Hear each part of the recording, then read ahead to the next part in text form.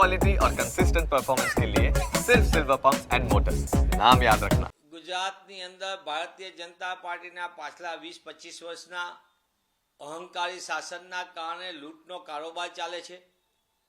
ભાજપનો ખેસ નાખો ને લૂંટના લાયસન્સ લઈ જાઓ તેવી નીતિના કારણે ભાજપા પોતે મોટી પાર્ટી બનવા માટે જે હથકંડા અપનાવ્યા અને એના કારણે જે રીતે ગુજરાતમાં જાતિનું પ્રમાણપત્ર હોય, આવકનું પ્રમાણપત્ર હોય કે અન્ય કોઈ પણ ખેડૂતનો દાખલો હોય, તમામમાં ભ્રષ્ટાચારને શિષ્ટાચાર બનાવવાની ભારતીય જનતા પાર્ટીએ તમામ વિભાગોમાં એજન્ટ પ્રથા દાખલ કરી દીધી। બાકી મોટા ભાગે ગુજરાતમાં કાંડ અને કૌભાંડ, ભાજપનો ખેસ એટલે એને લૂંટવાનો પડવાનો, આપણે નકલી પીએમઓ અને સીએમઓ અધિકારીઓ જોયા ભાજપ સાથે સીધી સાંઠગાંઠ ધરાવતા હોય એવા અનેક નકલીઓના કારોબારે ગુજરાતને લૂંટી રહ્યા હતા। સાથોસાથ ગુજરાતની અંદર ખનીજ ચોરી, માટી ચોરી સહિત કિંમતી ખનીજની ચોરીના લૂંટના લાયસન્સ એ કાર્ગો સેલ હોય સુરેન્દ્રનગર જિલ્લામાં કે સમગ્ર ગુજરાતમાં રેતી ચોરી, માટી ચોરી સહિતના કિંમતી ખનીજોની વાત હોય, એ લૂંટના લાયસન્સ ભારતીય જનતા પાર્ટીના ખેસ ધારકોએ કઈ રીતે લૂંટી રહ્યા છે ગુજરાતને, એના પણ અનેક કિસ્સાઓ આપણી સામે આવ્યા। ત્યારે માનનીય નાયબ મુખ્યમંત્રી રહી ચૂકેલા નીતિનભાઈ પટેલે જે વ્યથા અને ભાજપાના ભ્રષ્ટાચારની કથા જે લોકો સમક્ષ ખોલી મૂકી એ સર્વાંગીપણે સત્ય છે। એટલા માટે કે ગામથી લઈને ગાંધીનગર અને શહેરથી લઈને સચિવાલય સુધી જે લૂંટના લાયસન્સ ચાલે છે, એટલે કે તમે ભાજપનો ખેસ પહેરો, નીચે લૂંટફાટ ચલાવો અને એમાંથી અમુક ટકા પૈસા કમલમમાં જમા કરાવો અને કાંડ અને કૌભાંડના કારણે કમલમમાં કરોડો રૂપિયા જમા થાય। આ લૂંટના કોથળા ભરીને કાળા નાણાં જે આવે છે એમાંથી ભારતીય જનતા પાર્ટી પોતાના તમામ મનસૂબા સત્તા મેળવવા, સત્તા ટકાવવા અને સત્તામાં કોઈને પાડી દેવા માટે ઉપયોગ કરે છે। એ ગુજરાતે સારી રીતે જોયું છે। ત્યારે નીતિન કાકાએ જે આજે નિવેદન કર્યું હતું ગઈકાલે કડીની અંદરનું, જાહેર વ્યક્તિ તરીકે તેમનું આ મૂલ્યાંકન એ ભારતીય જનતા પાર્ટીનો ચાલચલન, ચરિત્રને, ચહેરાને ઉજાગર કરે છે। અગાઉ તત્કાલીન મુખ્યમંત્રી શ્રી આનંદીબેન પટેલ પણ જામનગરમાં બોલી ચૂક્યા છે કે કાર્યકરો કોન્ટ્રાક્ટરો બની ગયા છે અને શું ધંધા કરી રહ્યા છે। એ જ રીતે આ વાત ફરી એક વખત વરિષ્ઠ નેતા તરીકે જાહેર જીવનના વ્યક્તિ તરીકે કીધી છે। ત્યારે ગાંધી સરદારના ગુજરાત માટે ભારતીય જનતા પાર્ટીના ભ્રષ્ટાચારની લૂંટના કારણે ગુજરાતની નામોશી થાય છે, ગુજરાત અને ગુજરાતીઓ લૂંટાઈ રહ્યા છે।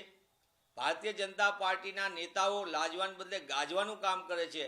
ભૂપેન્દ્રસિંહ બીજેડનું કૌભાંડ, ભારતીય જનતા પાર્ટીનો ખેસ, સટ્ટાકાંડ, બેટિંગનું કાંડ, ઓલામાં કેસ ભાજપનો ખેસ પહેરીને કરવાનું, ડ્રગ્સ અને દારૂના હેરાફેરી ભાજપનો ખેસ પહેરીને ગાડીની આગળ લગાડી દેવાનું પાયલોટિંગ માટે, આવા અનેક કિસ્સાઓની સાથે સાથે સુરેન્દ્રનગર જિલ્લાની અંદર કાર્બોસેલનું મોટા પાયે ભ્રષ્ટાચાર, તો પણ એમાં કોણ? ભાજપાના ચૂંટાયેલા પ્રતિનિધિઓના પરિવાર, સીધા ગળામાં ખેસ ભાજપાનો।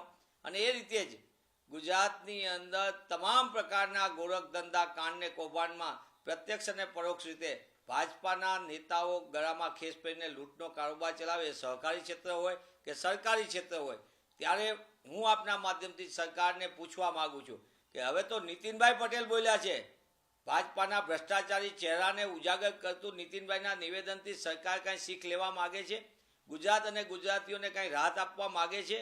આનો જવાબ પણ ભાજપાના નેતાઓએ આપવો પડશે, કારણ કે આ ગુજરાત અને ગુજરાતીઓના લૂંટના લાયસન્સના કારણે જે રીતે પરિસ્થિતિ નિર્માણ થયું છે તેમાં સામાન્ય નાગરિક, મધ્યમ વર્ગનો નાગરિક ગુજરાતનો લૂંટાઈ રહ્યો છે અને ભાજપાના નેતાઓ પહેલવાન થઈને, મદમસ્ત થઈને કરોડો રૂપિયાના બેંક બેલેન્સ બનાવી રહ્યા છે।